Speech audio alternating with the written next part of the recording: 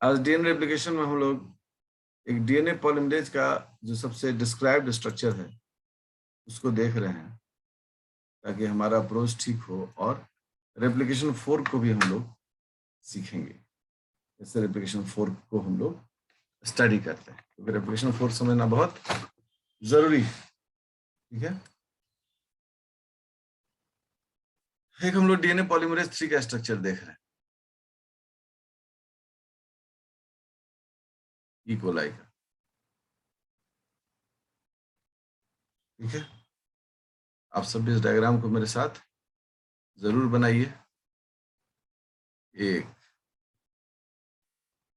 2 3 4 5 6। ठीक है, 1 2 3 4 5 6। एकदम मेरे साथ कदम कदम मिलाया जाए, प्यार से इसे बनाया जाए। यहाँ यहाँ। ठीक है,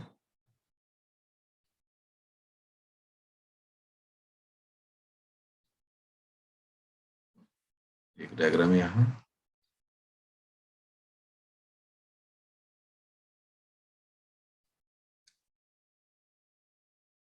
एक डायग्राम यहाँ।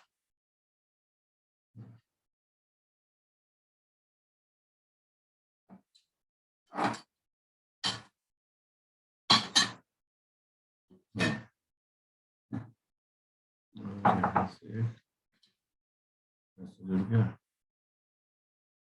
ऐसे। ठीक है, आप लोग मेरे साथ बना ही रहे होंगे सब लोग।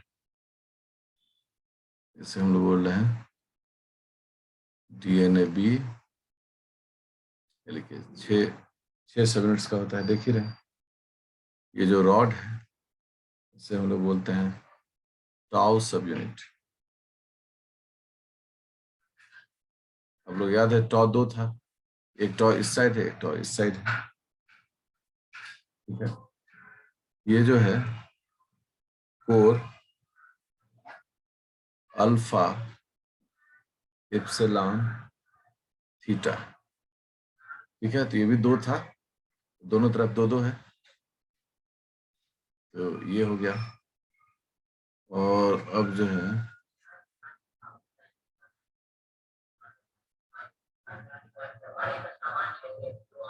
देखिए,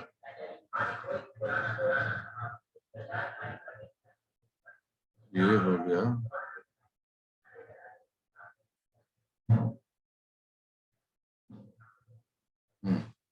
ये जो रेड कलर का गोल गोल क्लैंप बना है, सब लोग पहचान गए होंगे। इससे हम लोग बोलते हैं क्लैंप। 2 है ये भी, एक इधर और एक ये इधर। अब जो है डायग्राम में ट्विस्ट आता है।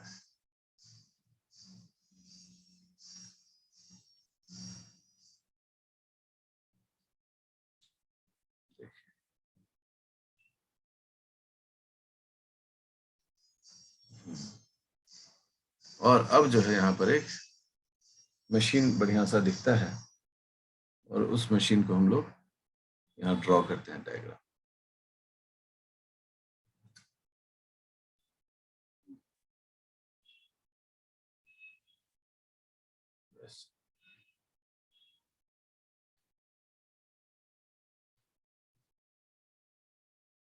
ठीक है, और ये इसके नीचे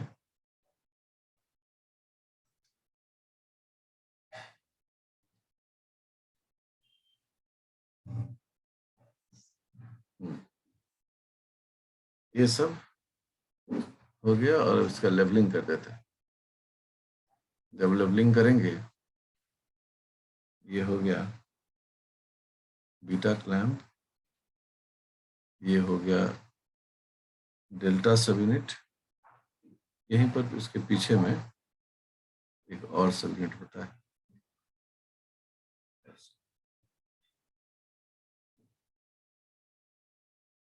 इसे हम लोग बोलते हैं डेल्टा हो गया, ये हो गया टाउ, टाउ हो गया, ये हो गया गामा, ठीक है। ये हो गया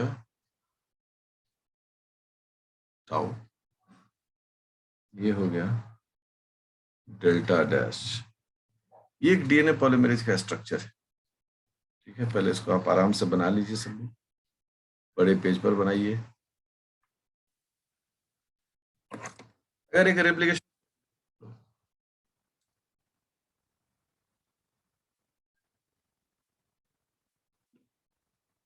अगर रेप्लिकेशन फोर्क देखें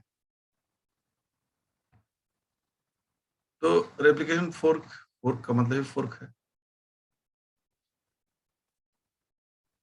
देखिए इस तरह से दिखाते हैं, ठीक है।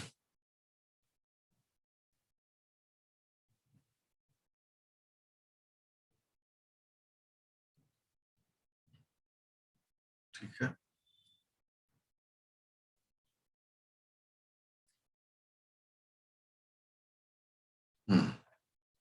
ये जो है रेप्लिकेशन फोर्क, और यहां पर जो है कॉम्प्लीमेंट्री बेस पेयरिंग हो रहा है, ठीक है।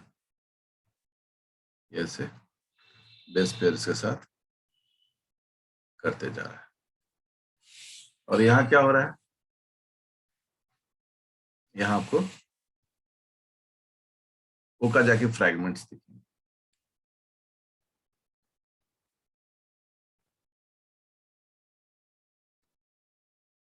इस तरह के ओकाजाकी फ्रैगमेंट्स दिखेंगे। अगर गौर करें तो यहाँ पर आपको दिखेगा प्राइमर, मोटा सा जो मैंने किया है, ये दिख रहा है प्राइमर,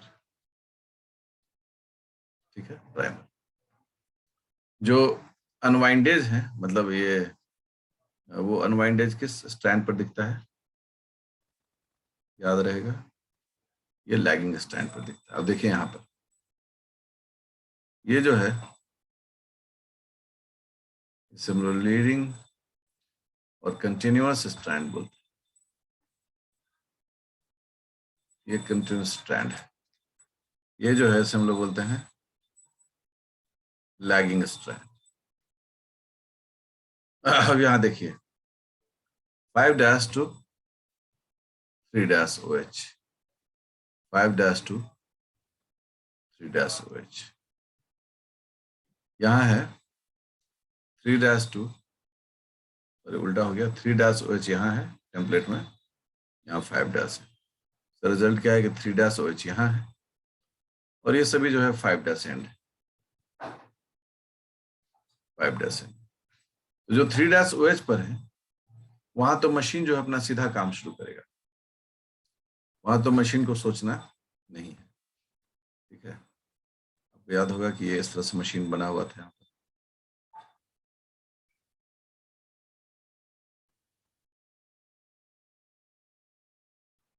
इस तरह से ये मशीन बना हुआ था, मटका शेप्ड। जबकि यहाँ पर क्या था, यहाँ पर ये उल्टा शेप था,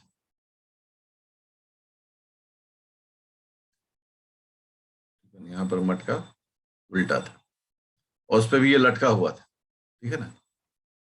तो लटका हुआ था, और बीच में जो था वो क्या था, beta complex, the clamp loader, और उससे इस तरह से जुड़ा हुआ था। अब ये जो स्ट्रैंड है, फ्रैगमेंट्स हैं, they are called Okazaki fragments,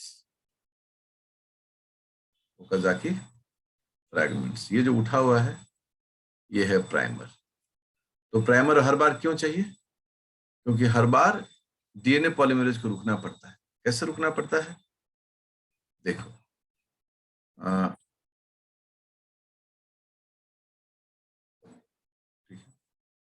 process आगे बढ़ रहा है, तो प्रोसेस आगे बढ़ रहा है तो यहाँ तो कंटिन्यूटी में है, यहाँ तो अपना डीएनए पॉलीमरेज एकदम धर धर काम कर रहा है, डीएनए पॉलीमरेज। लेकिन यहाँ क्या हो रहा है, यहाँ तो डिसकंटिन्यू है स्ट्रैंड, यहाँ तो स्ट्रैंड डिसकंटिन्यू है। अब यहाँ पर एक प्राइमर आता है, देखो मोटा प्राइमर। किसके कारण ये प्राइमर बनता है, ये प्राइमेज के कारण बनता है। प्राइमेज ने यहाँ प्राइमर बना दिया। अब इस प्राइमर में क्या था, आपको डायग्राम में वहां भी दिखाए थे, ये 5' एंड है और ये 3' एंड है। अब यहाँ पर डीएनए पॉलीमरेज फिर से असेंबल हुआ और असेंबल होकर ये इस डायरेक्शन में बढ़ा। अब इस डायरेक्शन में जैसे बढ़ा, यहाँ पर टुकड़े इसमें इसने जोड़ना शुरू कर दिया, टुकड़े जोड़ना शुरू कर दिया, और ये उल्टा आता है। जहां पर ये जो है अगर इस डायरेक्शन में जा रहा है, ये उसको मतलब इसका 5' to 3' ही है, लेकिन ये उल्टा आ रहा है, मतलब ये वापस आ रहा है। वापस आने के कारण क्या हो रहा है कि ये स्लो हो रहा है, और स्लो होने के कारण क्या होता है, यहाँ पर एक इस तरह का फोल्ड डेवलप करता है। जैसे ये फोल्ड वापस सेट हो जाता है, तुरंत ही आगे बढ़ता है। ये रेप्लिकेशन 4 का बेसिक कॉन्सेप्ट।